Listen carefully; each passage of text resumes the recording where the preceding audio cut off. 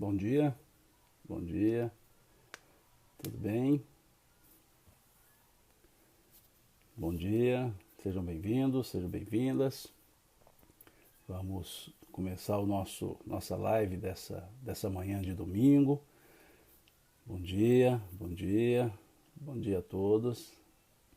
Vamos continuar o nosso estudo do Livro dos Espíritos, né? Estamos estudando as penas e gozos futuros, né?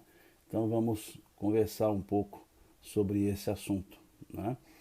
Dando sequência aqui ao nosso estudo, ok? Só aguardando um pouquinho, as pessoas estão entrando e a gente vai seguindo com o nosso estudo, ok?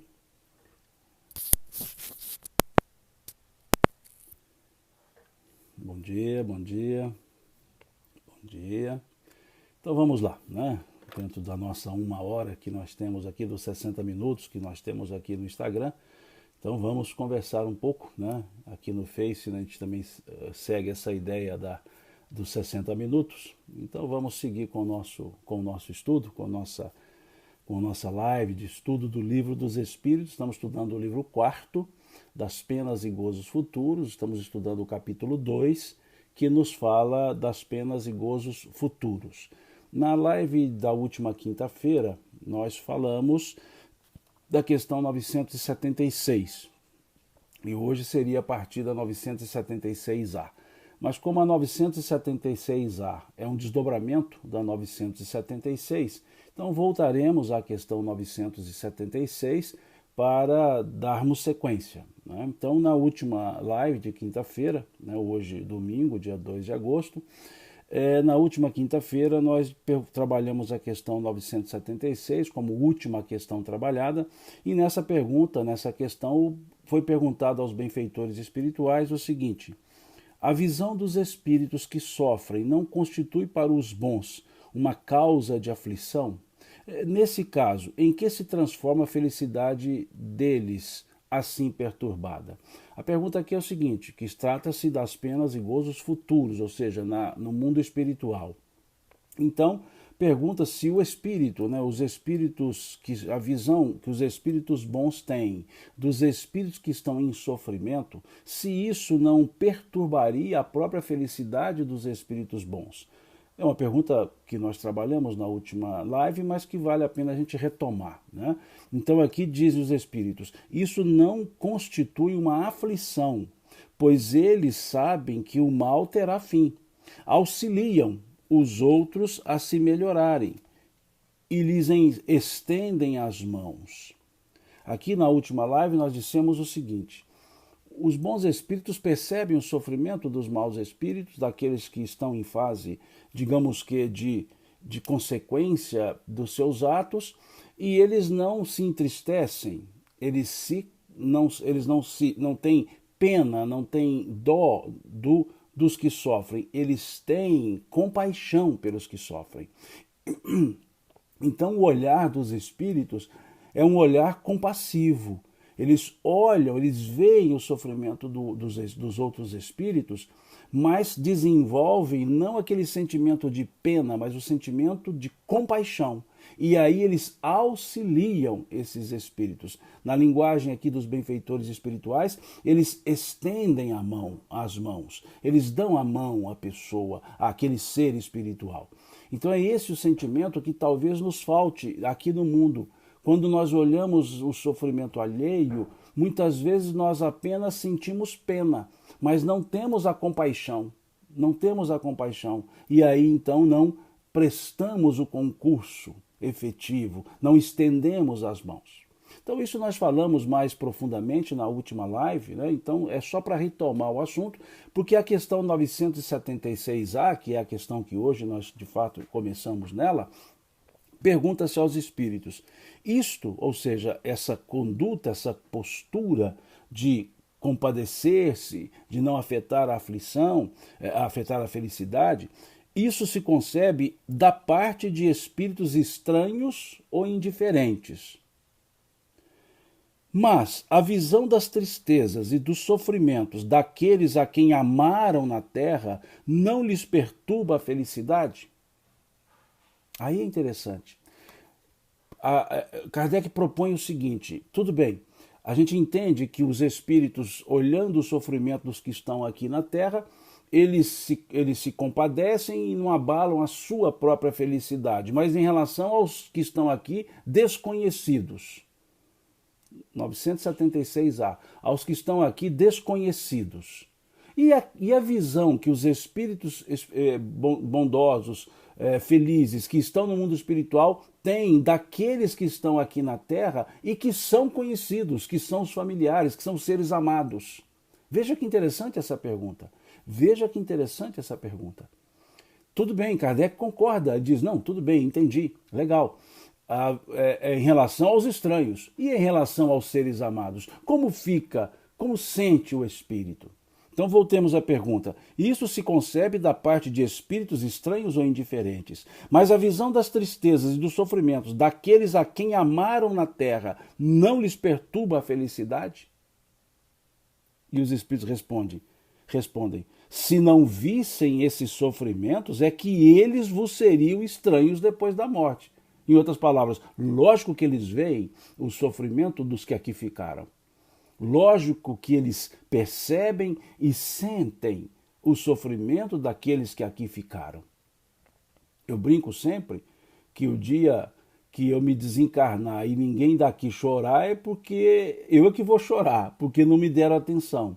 Mas, por outro lado, se eu me desencarno e de lá olhos daqui e não sinto uma vontade de também continuar cuidando, é porque eles eram estranhos a mim. Então eu preciso pensar, eles não são estranhos. Então sim, quando nos desencarnamos, ou no exemplo aqui, os espíritos felizes se desencarnam, ou têm uma felicidade pós-desencarne, mesmo os que são amados na Terra sofrendo, eles terão uma visão diferente. Então continuemos com a resposta. Ora, a religião vos diz que as almas vos veem. Ótimo. As almas vos veem, ou seja, somos vistos pelos espíritos, nós que estamos encarnados. É o que o apóstolo Paulo dizia, vós estáis cercados por nuvens de testemunhas. Nuvens de testemunhas. Mas veja o que os espíritos dizem. Ora, a religião vos diz que as almas vos veem, embora considerem vossas aflições de outro ponto de vista. Olha que interessante. Embora considerem vossas aflições de um outro ponto de vista, sabem que esses sofrimentos são úteis ao vosso progresso. E se os suportardes com resignação. E aí eles concluem. Portanto, afligem-se muito mais com a falta de ânimo que vos retarda a marcha do que com os sofrimentos em si mesmos, que são passageiros. Olha que interessante. Enquanto estamos aqui encarnados, nós não conseguimos divisar, enxergar toda essa nossa estrutura de vida. Nós temos o véu do esquecimento do passado, então achamos que o que acontece aqui tem causa exclusivamente aqui na Terra, tem causa exclusivamente aqui na Terra, e aí achamos que não tem causa, que não tem porquê, que não tem propósito.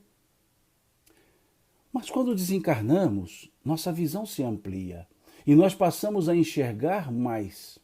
Então, quando os espíritos que nos amam desencarnam-se, do mundo espiritual, eles veem-nos, sim, nos veem. Eles percebem as nossas aflições, sim, percebem. Eles se compadecem das nossas aflições, sim, compadecem. Eles querem nos ajudar, sim, querem. Quando podem, óbvio. Mas vejamos, eles também, quando desencarnaram, começaram a ter um outro ponto de vista e percebem que aqueles sofrimentos são passageiros e necessários ao progresso. Agora, por que necessário ao progresso? É importante nós observarmos isso. Por que os Espíritos dizem são úteis ao vosso progresso? Porque foram escolhas dos próprios Espíritos reencarnados. É a questão 258 do Livro dos Espíritos.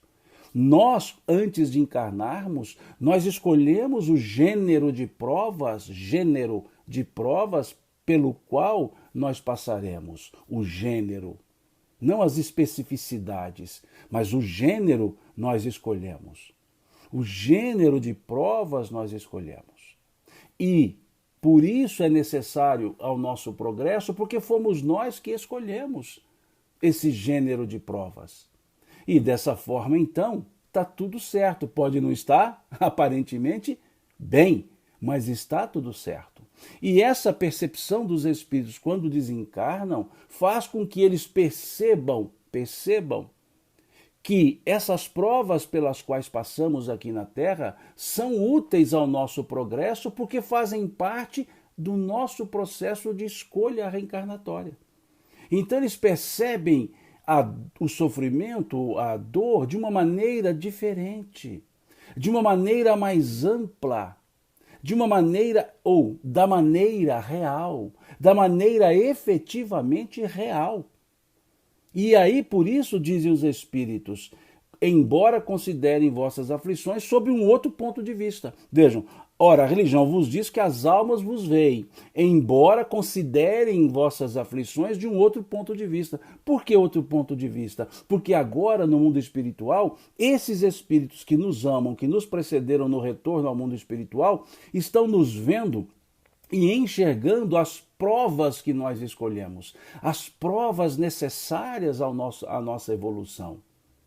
E é isso, então, que faz com que eles, no mundo espiritual, saibam, percebam que esses sofrimentos são úteis ao nosso progresso e, se nós suportarmos com resignação, venceremos. Então, eles percebem isso.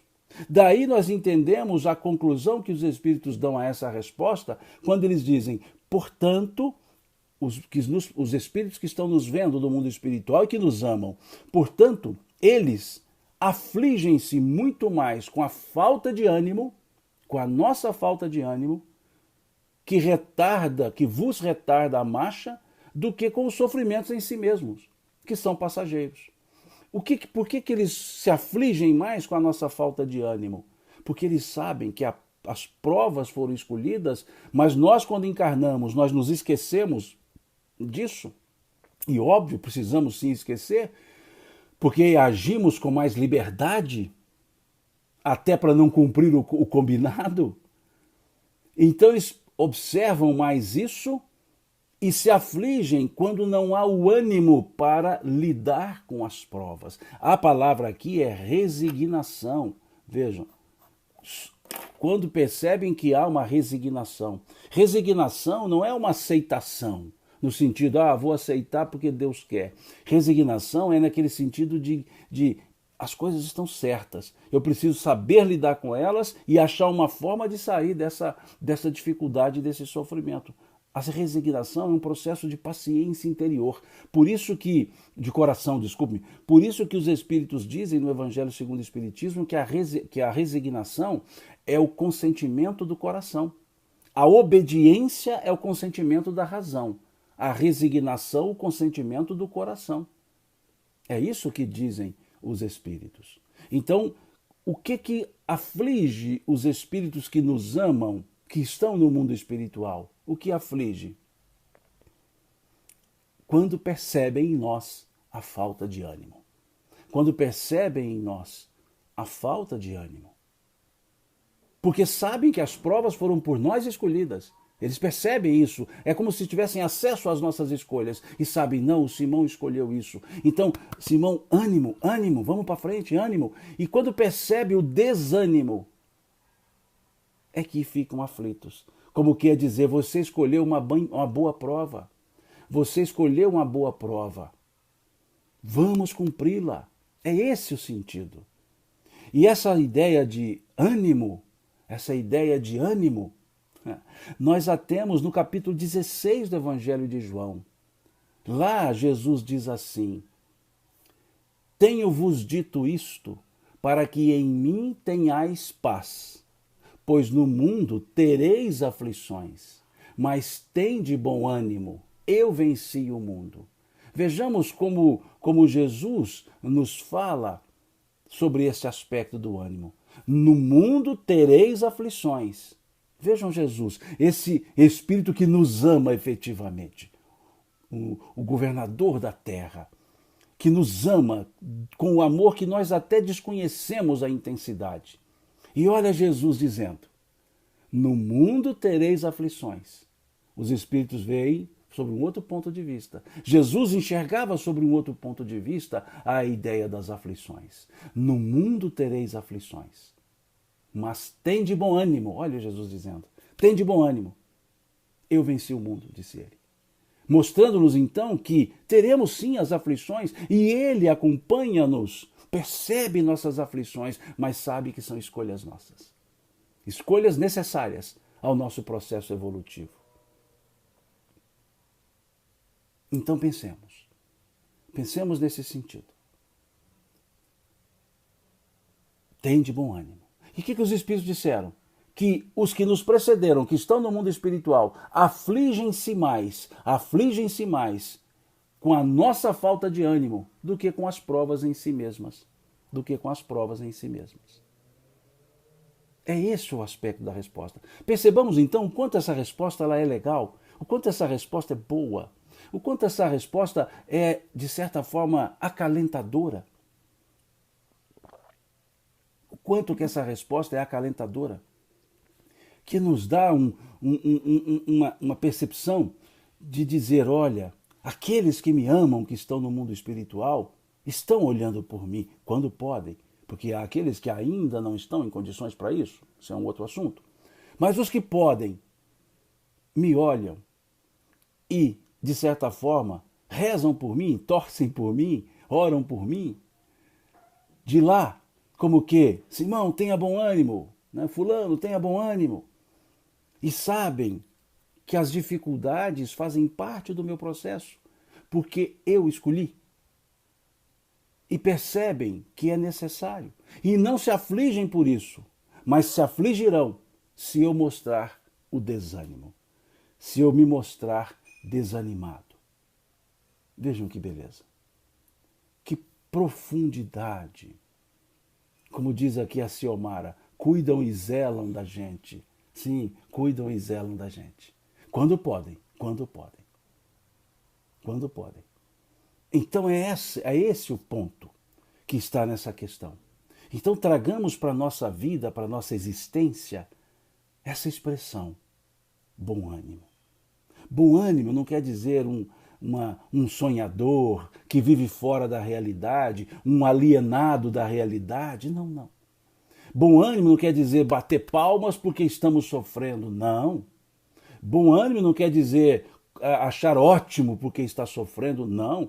Quando estamos sofrendo, ficamos tristes. Bom ânimo é tentar enxergar uma saída. Bom ânimo é tentarmos perceber que há saídas para os nossos sentimentos. Bom ânimo é buscar o amparo na prece, essa força que nos vem do Criador, do mundo espiritual. Bom ânimo é perceber que eu sou responsável por essa situação, quer tenha praticado algo nessa encarnação, mas se não, em outras encarnações, porque Deus é justo. Bom ânimo é perceber que essa bondade de Deus é justa e a justiça de Deus é boa e nos oportuniza condições de crescer, de sair das dificuldades. Ou, se não pudermos resolver as dificuldades, principalmente de ordem material, se não pudermos, se não conseguirmos ainda resolver as dificuldades da vida material, nos resolveremos ante as dificuldades. Isso se chama resignação. Tem que se ter bom ânimo até para resignar-se. Temos que ter bom ânimo até mesmo para nós nos resignarmos, ou resignarmos-nos, melhor dizendo. Nós mesmos. Esse bom ânimo, porque a resignação é justamente isso. Eu não resolvo o problema porque não há condição ainda, mas eu me resolvo ante o problema. Ou seja, é aquele momento que a pessoa, com o coração sereno, diz, está nas mãos de Deus. Com o coração sereno, não com a acomodação do tipo, Deus que se vire. Não, não, Deus não vai se virar. Ele nos deu as condições para nós mesmos assim fazermos. Mas é naquele momento em que nós temos a entrega, no sentido de, eu fiz o que eu podia, eu estou fazendo o que eu podia, eu vou continuar, eu vou fazer o que eu puder. Mas diz, até conseguir, Senhor, está entregue, está nas tuas mãos. É aquilo que Jesus disse, cumpra-se em mim, segundo a tua vontade, disse o Cristo. Naquele momento difícil para ele. Naquele momento que ele estava no Getsemane, naquele momento que ele estava no horto, indo para o suplício, horas depois ele seria preso, e ele sabia disso. Então, naquele momento em que ele convidou 3 dos apóstolos para ficarem com ele, André, Tiago, João e Pedro, em que ele convida os 3, e diz para eles assim, fica aqui um pouco, eu vou orar. E ele vai orar, dizendo, Pai, afasta de mim esse cálice. Vejam, ele vai orar. Naquele momento difícil sim, porque ele seria preso, ele seria açoitado, ele seria crucificado, e ele sabia disso. E dói, essas coisas doem. Ele sabia disso. E naquele momento ele chama os 3 para estar com ele. Os 11 estavam, porque Judas não estava. Os 11 estavam. E ele então chama separadamente 3 deles. E vai para um cantinho mais profundo, que é o Getsemane, que fica no Jardim das Oliveiras. Getsemane, o horto. E ali ele vai orar, dizendo, Pai, afasta de mim esse cálice. E ele volta para os 3 e percebe que os 3 estavam dormindo. Ele ali orando, pedindo, afasta de mim esse cálice, e os 3 dormiram. Ele acorda os 3 e diz, não podeis velar comigo 1 hora sequer? Veja, vocês não podem estar aqui comigo acordados 1 hora sequer? E nesse momento, ele diz assim, Pai, ele volta-se, deixa eles lá de novo, vai para aquele cantinho e diz assim, Pai, cumpra-se em mim, segundo a tua vontade. Cumpra-se em mim, segundo a sua vontade. E volta. E os 3 estavam dormindo novamente. Vejam, ele teve o bom ânimo. Não houve desespero nenhum ali. Angústia ou aflição, sim, pode ter acontecido do ponto de vista físico, porque ele disse, no meu momento máximo de aflição, mas não no sentido moral, no sentido físico, dores físicas. Mas ele disse, cumpra-se em mim, segundo a tua vontade. Isso é resignação. E para se ter isso, tem que ter bom ânimo. Por isso ele nos dizer, tende bom ânimo. No mundo tereis aflições, mas tende bom ânimo. Eu venci o mundo. É isso que está nessa questão 976A, quando os Espíritos observam-nos, aqueles que nos amam, que nos conhecem, e percebem as nossas aflições, sabendo que são escolhas nossas, para o nosso crescimento. E eles então dizem para nós, tenham bom ânimo. Eles ficam mais aflitos, por ver em nós o desânimo do que a própria adversidade. Então pensemos nisso. E teve uma pessoa que perguntou aqui se aqueles que não nos conhecem também nos ajudam, nos olham, nos enxergam e cuidam de nós. Sim, é a questão 976, anterior a essa que estamos lendo. Sim, sim. Então é esse o ponto. Ter bom ânimo. Ter bom ânimo. Ter essa entrega a Deus.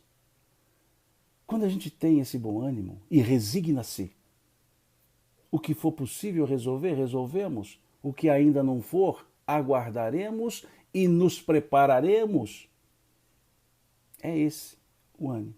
É isso que aflige os espíritos, ou seja, quando não temos esse bom ânimo para lidar com as adversidades, sejam elas quais forem, do campo material, do campo mental, do campo emocional, do campo da convivência, quaisquer que sejam, bom ânimo. Bom ânimo, volto a dizer, não é ufanismo, não é do tipo, lá daquele, tem um desenho animado, me desculpem, eu vou aqui com esse desenho animado que eu vou dizer para vocês, vai ficar claro que a minha idade realmente é uma idade um pouco mais para frente, é uma idade assim que os cabelos brancos mostram bem. O desenho da Penélope Charmosa. Eu creio que os contemporâneos em cabelos brancos a mim conhecerão esse desenho. Havia a Penélope Charmosa, que era perseguida pelo Tião Gavião, e havia um grupo de pequenos homens de estatura, baixinhos, que formavam uns 7 homens que ficavam defendendo a Penélope Charmosa. E dentre eles tinha um excessivamente otimista. Por que excessivamente otimista? Porque ele sempre olhava e ria das situações. O carro estava caindo do despenhadeiro e dizia, nós vamos morrer, e ria. Nós vamos nos machucar, e ria. Agora nós vamos explodir, e ria. Isso não é bom ânimo. Isso não é bom ânimo. Isso é alienação. Bom ânimo não é isso. Por outro lado, tinha um outro que chorava por qualquer coisa. O outro chorava por qualquer coisa. Ele dizia, nós vamos ganhar, e ele chorava. Nós estamos felizes, e ele chorava. Não são esses dois pontos, não são esses dois pontos. Isso não é bom ânimo. Bom ânimo, mesmo que com tristeza. Porque há situações que nos entristecem e nós ficaremos tristes. Mesmo com a tristeza, ter a resignação para saber que é temporário e que isso vai passar. Desde que eu haja, desde que eu me movimente. Porque muitas vezes nós queremos, sim, Silvana está colocando aqui o Dick Vigarista, isso é da Corrida Maluca, que também tinha Penélope Charmosa. A coitada da Penélope Charmosa tinha 2 perseguidores. No desenho animado dela mesma era o Tião Gavião, na Corrida Maluca era o Dick Vigarista, com o seu inseparável cachorrinho, o Buckley, né? Eu estou contando a minha idade ao falar desses desenhos animados, né? Não tem problema, eu sempre conto, 55 anos. Mas vejam, é esse o ponto. Não ter bom ânimo não quer dizer ficar sorrindo pelas dificuldades, não. É saber olhá-las, percebê-las e saber que estamos passando por elas, sim. E quando eu digo saber esperar, aguardar, não é cruzar os braços. Não, é ir ao encontro da solução, é buscar a solução, mas com a serenidade, com o equilíbrio. Quando as coisas não são boas, nós nos entristecemos, sim, e não vamos negar a tristeza, mas vamos buscar uma forma de solucionar, com o amparo dos amigos, com preparo, com apoio da espiritualidade, com o apoio de Deus. E o apoio de Deus nos chega, fortalecendo a nossa vontade. E muitas vezes chega-nos as soluções de maneira transversal, e nós não percebemos. Porque achamos que se vem de Deus, vem numa forma, me permita a expressão, entre aspas, miraculosa. E o milagre que Deus faz é trazer a solução por meio de pessoas, por meio de amigos, por meio de desconhecidos que nos trazem uma ajuda ali, que nos falam algo que alerta-nos e dá aquele insight, e nos dá aquele insight. Nós precisamos enxergar os recados que a vida nos manda. Os recados que a vida nos manda são as ajudas de Deus. E são recados. Eles não são, muitas vezes, ostensivos. São sutis. Só para nos dizer, olha melhor, olha para o lado, olha para o outro lado, olha para cima, olha para baixo, olha para frente, olha para trás. Olha, observa. Aprendamos a ler os sinais. A ler os sinais. A vida nos dá os sinais, que são as ações de Deus. E nós vamos interpretando os sinais e buscando agir. Veja que coisa legal, que coisa boa que está nessa questão 976, 976A. Quantas coisas nós podemos depreender, quantas coisas nós podemos tirar dessas questões. Eu gosto muito dos livros dos Espíritos, porque as respostas, elas nos permitem tantas análises, elas nos mostram tantos ângulos, e nós vamos achando esses ângulos à medida que vamos buscando, até mesmo por um processo de ressonância. Um processo de ressonância. E aí nós vamos descobrindo coisas aqui nas respostas. E vamos percebendo o quanto que os Espíritos foram nos esclarecendo. Aqui, o Livro dos Espíritos é um amigo e tanto. Sabe aquele amigão que sabe de tudo? E a gente vai perguntando, esse amigão vai respondendo assim, o que você acha? Porque já perceberam que as pessoas que vão nos ensinando, elas não vão nos dando as coisas prontas, elas vão no bom sentido da palavra, nos provocando, vão ali cutucando-nos para tirar os nossos próprios raciocínios, vão trazendo uma perguntinha aqui, uma perguntinha ali, e aí vão nos permitindo que nós mesmos cheguemos a uma conclusão. Esse é o amigão. Ele não dá aquela resposta pronta. Ele constrói, junto com a gente, a própria resposta. Por que isso? Porque quando alguém faz uma pergunta, a própria pessoa traz em si a possibilidade do entendimento. Por que isso? Porque só se elocubra uma pergunta quando se tem um raciocínio a respeito. Aquilo que nem nos passa pelo raciocínio, não sai pergunta nenhuma. Aquilo que nem de longe nós entendemos, não sai pergunta nenhuma. Mas quando vem algo que nos gera uma dúvida, é porque nós temos a condição de entender a resposta. E é por isso, então, que as pessoas respondem de uma forma provocativa, no sentido bom da palavra, tentando buscar da própria pessoa que perguntou os elementos da resposta. E quando assim faz, a pessoa entende e não mais esquece. Por que não mais esquece? Porque não foi dado de fora para dentro. Foi construído de dentro para fora com um estímulo que nos veio de fora para dentro. Por isso que a palavra educar significa tirar de dentro. Educere, retirar, tirar de, colocar para fora. Mas por uma provocação externa, a instrução. Então, externamente, o amigo instrui e a própria pessoa se educa. Olha que coisa legal. E o Livro dos Espíritos é assim.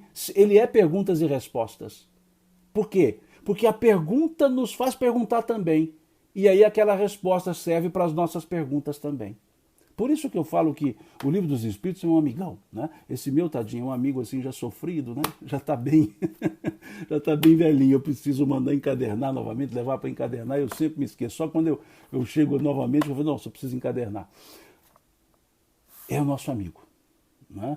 Que nos dá respostas, desde que nós façamos as perguntas. Assim é a vida, assim é Deus. As respostas existem para as perguntas certas. O que nós temos que fazer não é buscar a pergunta certa, a resposta certa, é fazer a pergunta certa. E qual é a pergunta certa? Aquela que realmente está saindo de uma dúvida. Khalil Gibran, lá no livro, salvo engano, Areia e Espuma, salvo engano, ele dizia assim, a dúvida é o começo do conhecimento. Veja que interessante. A dúvida é o começo do conhecimento. Que legal, né? Perguntar porque tem dúvida, não perguntar por perguntar, porque tem dúvida. Olha que legal. E é isso que faz a gente depreender tantas coisas das respostas dos Espíritos. E a gente grava. Por quê? Porque saiu de dentro de nós mesmos. A dúvida saiu, ela abriu. É como se eu abrisse a mente para dizer, encaixe aqui, quando eu faço uma pergunta. Quando eu faço uma pergunta, a mente abre e abre um espaçozinho, né? Dizendo assim, pode encaixar a resposta aqui que ela vai ficar bem. E aí a gente se lembra. Essa é a diferença entre saber, conhecimento, de decorar, de guardar. É esse ponto. Eu acho 10 isso, é top, né? É legal a gente sabe, a gente perceber essas coisas. É muito legal isso. Por isso é que aqui eu vou estudando e vem uma ideia, depois vem outra. Estou aqui falando com vocês e percebo que tem uma coisa que eu não percebi antes, que eu tinha visto antes, que eu tinha estudado antes. E aí eu venho e marco de novo. E de vez em quando eu ponho as datas que eu marquei aqui, eu faço observação nas questões, porque eu vou escrevendo nas questões, e aí eu faço observação, a data. Aí eu percebo que em datas diferentes, 3, 4 datas, eu voltei naquela questão e achei outras coisas. Por que isso? É porque a questão me trouxe? Não, ela já continha. É porque outro tipo de dúvida me surgiu. É porque naquele momento, em função do tempo que passou, eu amadureci em algumas coisas, ou me despertei para outras dúvidas. E aí eu percebi que aquela coisa estava na resposta, estava na questão, que aquela resposta estava na questão. Por que eu não vi a resposta antes? Porque eu não fiz a pergunta antes. Porque não me veio a dúvida antes. Vocês estão entendendo? Desculpe, talvez eu não esteja conseguindo explicar isso. Por que quando a gente lê mais de uma vez o mesmo texto, nós temos novos aprendizados? Porque desenvolvemos novas dúvidas. Na primeira leitura eu tinha 3 dúvidas e eu só percebi no texto a resposta para as 3 dúvidas. Mas mais na segunda leitura eu tinha 5 dúvidas, mais 2. E aí eu percebi que lá tinha mais 2. Mas por que eu só percebi na segunda leitura? Porque só na segunda leitura é que eu tive essas dúvidas. É esse o sentido. Por isso nós sempre recorremos a um mesmo texto. Por isso que a linguagem de Jesus, os ensinos de Jesus, são atemporais. Por que atemporais? Eles não são só para uma época. Eu posso voltar ali naquela parábola e interpretar mais coisas. Por quê? Porque a primeira vez que eu fui lá ler, eu tinha 2 dúvidas e encontrei as respostas. Na segunda vez eu tinha mais uma. Na terceira vez eu tinha mais 2. E aí fui percebendo que as respostas estavam lá. Por isso o ensino de Jesus é perene, vale para sempre. É assim que nós construímos a maturidade, a experiência, com essa constante, não é repetição. Eu estou lendo de novo. Não. Ler de novo é ler sem vontade, é ler por ler.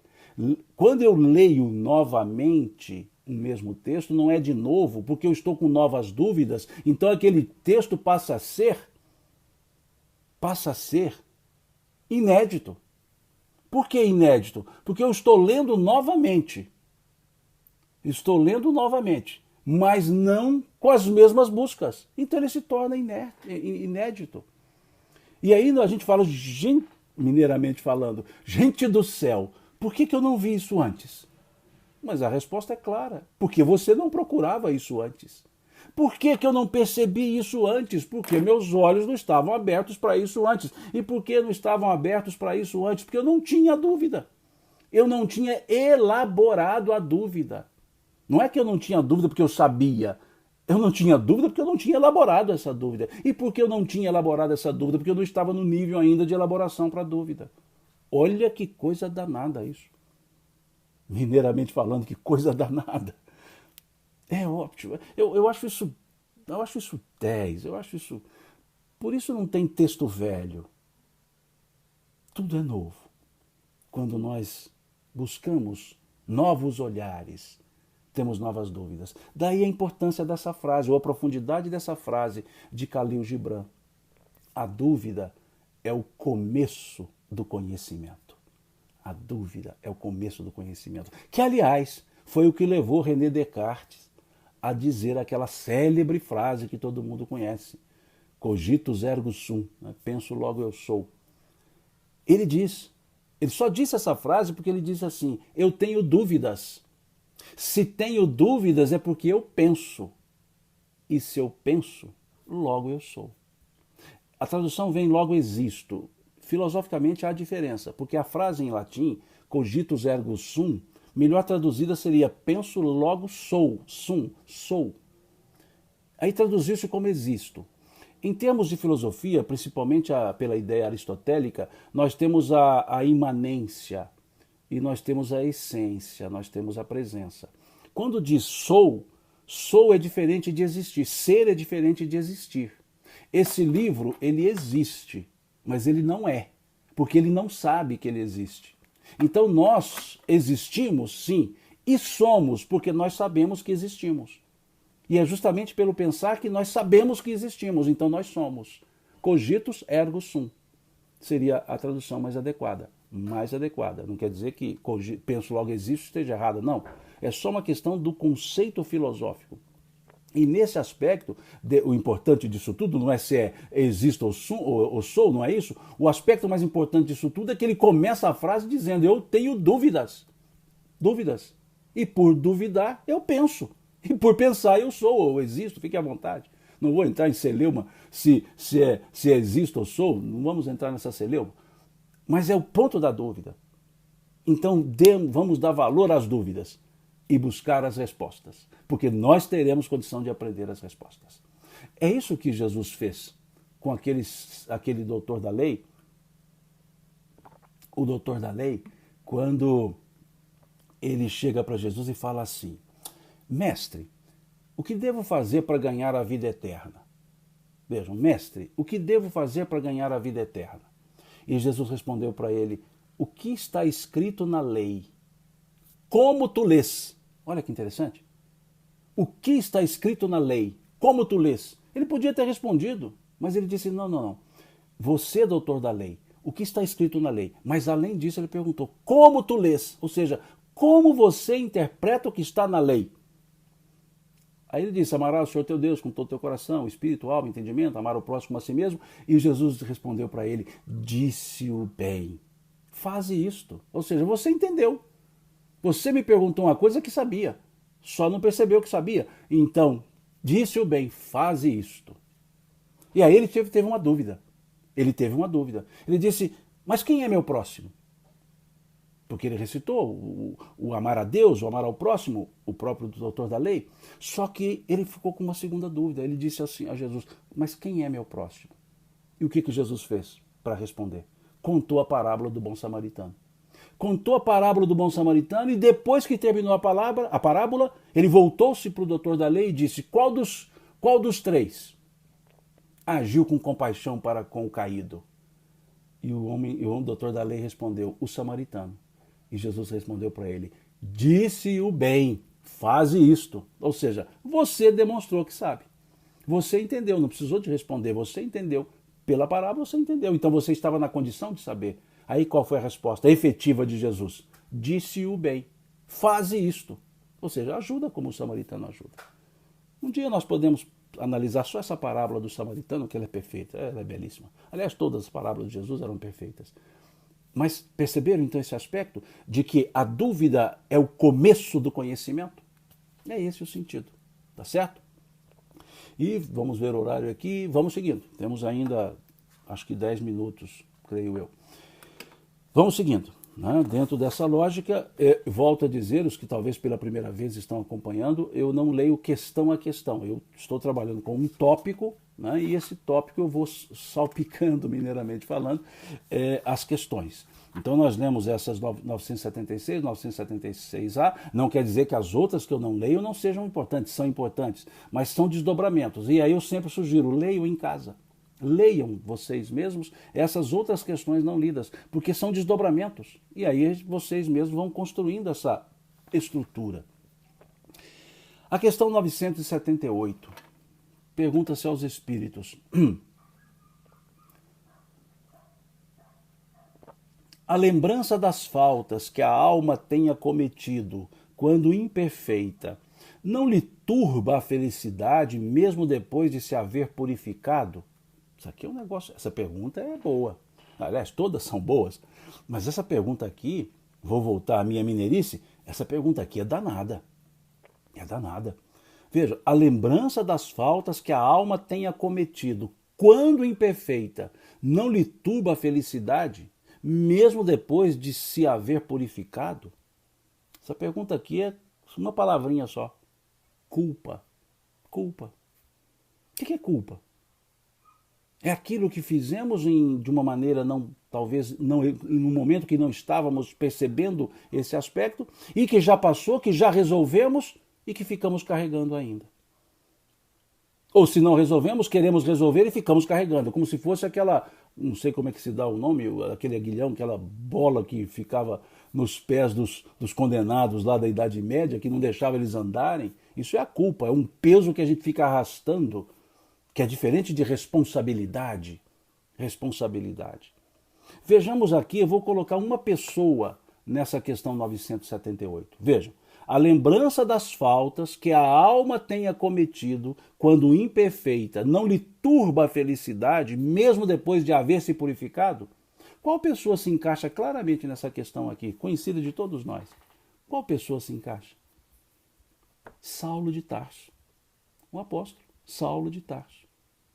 Por quê? Vejam, ele não perseguiu os cristãos? Ele não fez carta, não conseguiu carta de prisão para prender em Damasco? Ele não fez de tal forma que Estevão fosse condenado e lapidado? Mas ele fazia tudo isso no período em que ele ainda não tinha conhecimento da lei de Jesus, dos ensinos do Cristo. Não foi isso? Saulo não fez tudo isso achando que estava certo, mas não estava, porque ele ainda era imperfeito. E olha que interessante, olha que interessante. Estevão enxergou isso. Estevão enxergou isso. Quando Estevão agonizando, chega ali Saulo e Abigail e ele reconhece a irmã, Estevão reconhece a irmã e percebe que os dois eram noivos. Ele então diz para Abigail, Abigail, não condene seu noivo. Ele parece ser uma boa pessoa. Ele defende a Moisés, a quem ele conhece. Quando ele conhecer a Jesus, ele também o defenderá. Veja, ele conhece a Moisés, ele defende a Moisés que ele conhece. Mas quando ele conhecer a Jesus, ele o defenderá. E Paulo ficou perseguidor, não foi? No período da sua imperfeição com relação à mensagem do Cristo. Depois, ele conheceu a Jesus. Naquele momento que ele se encontra com Jesus indo para Damasco, Saulo indo a Damasco, que encontra com Cristo, que Saulo cai do cavalo, literalmente, caiu do cavalo, não foi sua força de expressão não. No caso dele, as duas coisas, caiu do cavalo literalmente e caiu do cavalo simbolicamente na nossa forma de linguagem, na figura de linguagem. E ele pergunta, né, a voz fala, Saulo, Saulo, por que me persegues? E ele pergunta, quem és tu, Senhor? E a voz diz, eu sou a Jesus, aquele a quem tu persegues. Qual foi a resposta de Saulo? O que queres tu que eu faça? Veja que interessante. Ele podia dizer assim, o Senhor existe. Então o Senhor era verdade, aquilo que falava do Senhor era verdade e eu fiz tudo isso. Não sou digno de mais nada. Ele não respondeu isso. Ele percebeu. Foi mal. Eu achava que eu estava certo. Agora eu vejo que eu estou errado. O que eu tenho que fazer daqui para frente? O que eu tenho que fazer daqui para frente? Foi isso que ele disse. O que queres tu que eu faça? Jesus disse a ele, não recalcitre contra os aguilhões. O que queres tu que eu faça? Agora vejamos a resposta se não é claramente essa ideia. A lembrança das faltas que a alma tenha cometido, quando imperfeita, não lhe turba a felicidade mesmo depois de haver se purificado? Depois Saulo conheceu a Jesus, passou a chamar-se Paulo, e ele ficou com a felicidade turbada? Não, pelo contrário, ele disse o quê? Já não sou eu mais quem vivo, mas o Cristo que vive em mim. Não sou eu mais quem vivo, mas o Cristo que vive em mim. Isso é felicidade turbada? Pelo contrário. Mas vejamos a resposta. Isso lhe turba a felicidade mesmo depois de haver se purificado? Não, respondem os Espíritos. Porque resgatou suas faltas e saiu vitoriosa a alma, saiu vitoriosa das provas que se submetera para esse fim. O que significa isso? Consciência madura. Consciência madura. Foi mal, desculpa aí, né, na linguagem dos alunos que a gente tem aqui na faculdade. Foi mal, desculpa aí. No sentido assim, não era bem o que eu queria fazer, mas eu fiz, mas agora eu sei que não devo. O que eu tenho que fazer para tocar o barco, para dar uma melhorada? É isso. É isso. Alguém colocou aqui Pedro, exatamente, Pedro também. Pedro também. Ele negou Jesus. Negou Jesus. E lá para frente, isso lhe pesou? Lá para frente, não. Porque ele continuou pregando, apesar de ter negado. E quando as pessoas diziam, mas você não negou a Jesus? Ele fala, sim, neguei e me doeu muito, então não neguem. Ou seja, como eu errei, não errem. Ele fez do seu erro a plataforma de acerto. Consciência madura. Isso se chama responsabilidade e não culpa. Responsabilidade. Responsabilidade e não culpa. E no caso de Saulo, alguém colocou aqui agora, acho que o César, passou a enxergar, é simbólico, fato e simbolismo. Fato e simbolismo. As escamas que lhe caem dos olhos, porque ele ficou cego. Como que quando ele viu a Jesus, ele estava cego para a realidade, ele estava cego para a verdade, ele estava cego para essa lei bondosa, ele estava cego para a fraternidade, ele estava cego para a humildade, ele estava cego para a resignação. E Ananias lhe chega e lhe tira as escamas dos olhos, ou seja, abre-lhe a visão. E aí ele enxerga a realidade da vida. Desce do salto, melhor dizendo, desce do púlpito da prepotência, da soberba, do orgulho, e vem para o mundo dos mortais. E vem para o mundo dos mortais. Vem para o nível dos mortais, por assim dizer, figura de linguagem, porque todos somos imortais enquanto espíritos, mas vem para o mundo daqui, né? Como coloca lá na letra da música do rock, lá, né? Aqui embaixo as leis são diferentes, eu sou do povo, eu sou um Zé Ninguém, aqui embaixo as leis são diferentes, como que aqui é que as coisas de fato acontecem. Como que encarnados é que a coisa dificulta um pouco. Desculpe-me a expressão mineira, mas bem jocosa, desculpe-me. Desculpe-me mesmo, mas eu não resisto. É aqui que a porca torce o rabo. Desculpa, eu não resisto. Essa minha mineirice não me deixa resistir a essas questões, né? É aqui na Terra, encarnado, que a porca torce o rabo. Aqui que a coisa fica difícil. Porque aqui é que a gente tem que agir, né? Tá lá no mundo espiritual, é como se fosse a criancinha lá no ventre, se tivesse essa consciência madura no sentido da maturidade física, ela dizia assim, eu saí daqui para quê? Lá fora o negócio é complicado, deixa eu ficar aqui dentro do ventre mesmo, aqui tá tudo tranquilo. Para quê e para fora? É mais ou menos assim, estamos lá no mundo espiritual e pensando, Senhora de Deus, olha eu de novo dando a minha mineirice, né? Olha só de novo. Senhora de Deus, vou ter que encarnar. Vamos que vamos. Né? Então, é esse o ponto. Não é? É esse o ponto. Então, é nesse sentido. E aí desenvolve-se a maturidade, a consciência madura. A consciência madura. Foi esse ponto que nós vemos. É esse ponto que vemos aqui nessa questão 978. Consciência madura. Né? Consciência madura. Isso aqui está. Veja, não, porque resgatou suas faltas e saiu vitoriosa das provas. A que se submeteram para esse fim. Ponto. Ou seja, tocou o barco. Resolveu. Então, Paulo aqui dizendo, mineiro de Patos de Minas, vizinho aqui, né? 70 quilômetros mais ou menos. Estou aqui da cidade de Patos de Minas. Legal, né? Aqui a Regiane diz, já passei por um câncer de mama sem reclamar, até tenho um filho autista e foi considerado...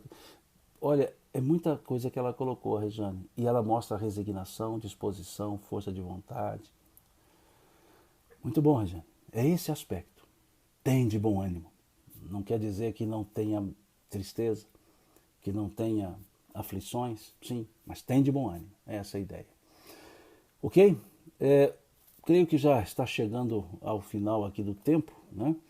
E nós temos algumas outras questões. Como eu disse lá no início do nosso estudo, não sei quanto tempo já faz isso, que eu não estava preocupado e continuo preocupado em ler todas as questões, em analisar todas as questões todas as vezes, né? Nós não temos pressa para isso. Se tivermos que ficar numa questão só durante uma live, ficaremos numa questão só durante uma live. Se pudermos trabalhar 2, 3, 4, trabalharemos 2, 3, 4. né? Afinal de contas, estamos em casa, né? Com tempo para isso. O nosso ditado brasileiro diz que o apressado come cru, não é isso? O apressado come cru. Então a gente tem que ir devagar, né? Como diz o filósofo Renato Teixeira, os filósofos Renato Teixeira e Almir Sater, ando devagar porque já tive pressa. Então vamos devagar, né? Mineiramente falando, não colocar o carro na frente dos bois. Esse é o ponto, né? O carro de boi não pode ficar à frente. Então pensemos, vamos com calma, não estou com pressa, não estou com pressa. Como eu disse, é um estudo e vocês, né, por bondade de vocês, estão estudando aqui comigo, né? Aqui a Elizabeth, ela traz aqui uma frase do Sebastião Camargo, né? Só é feliz quem é livre, só é livre quem assume a responsabilidade. Legal, Sebastião Camargo tem uns estudos muito interessantes, né? Trabalha muito a ideia da consciência espiritual, muito legal, né? Muito legal a lógica dele, né? Muito legal mesmo, né? Tatiana faz uma observação aqui, distantes em casa, mas não isolados, exatamente, né? Nós podemos estar, todo mundo, separados em termos físicos, mas podemos estar juntos em termos de intenção, de sentimento. Como dizia Leonardo da Vinci, né? Para estar junto não precisa estar perto, mas do lado de dentro, dizia ele, né? Então, é esse o ponto, né, que a gente precisa muitas vezes pensar, né?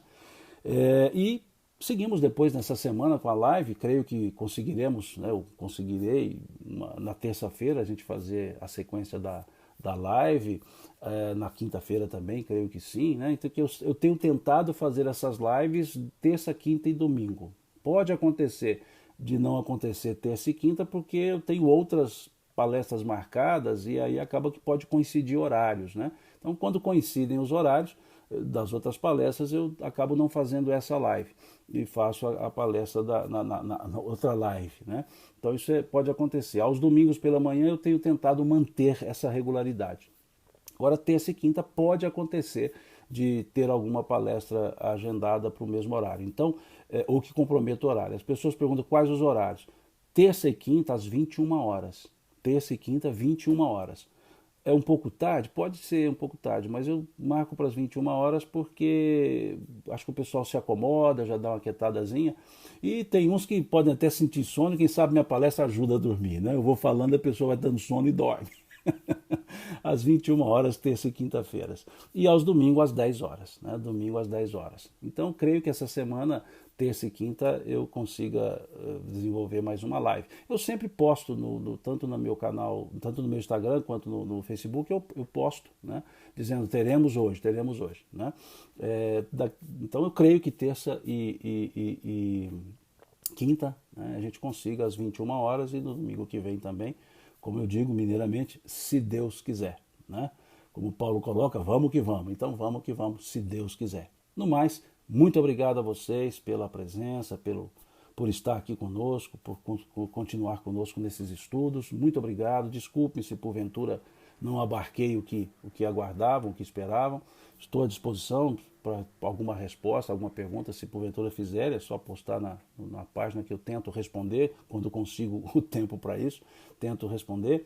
E no mais, um bom domingo para vocês, um bom domingo para a família de vocês, que a paz esteja no lar de vocês, que Deus abençoe a família de vocês, o lar de vocês, abençoe vocês todos, abençoe a nós todos, nossas famílias, nossos lares, né? Porque eu também peço por mim, por nós todos, tá certo? Deus lhes pague pelo carinho, Deus lhes pague pela atenção, e se Deus quiser, terça-feira, quinta-feira e domingo que vem, estaremos juntos novamente. Muito obrigado mesmo. Bom domingo para todo mundo. Deus abençoe.